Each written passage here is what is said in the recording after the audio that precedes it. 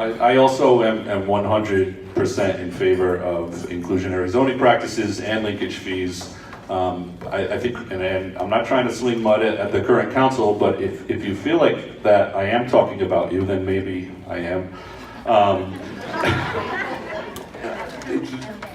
The current tax stabilizations that exist too have had some of these protections in them. There have been clauses to support minority-owned businesses and to woman-owned businesses in construction. There have been affordable housing requirements in some of these tax stabilization agreements, and a study done in the recent past showed that none of the oversight on these clauses has been minimal at best, and the percentage of TSAs that are currently out of compliance is absurd. So I think to talk about including these things in future TSAs is good, and I am absolutely in favor of including them, but we also need to come up with a way to make sure that these folks doing these projects are compliant.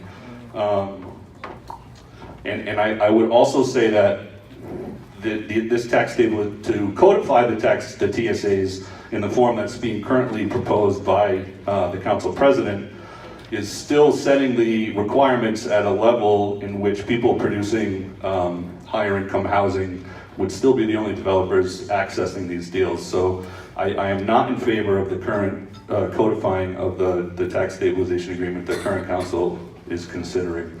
I think we need to also, I think the labor aspect is important too. There are some loopholes in Rhode Island housing policy that allow developers who are interested in, the labor unions are a big motivator in what projects get done, because they're trying to put their people to work, and those are good paying jobs.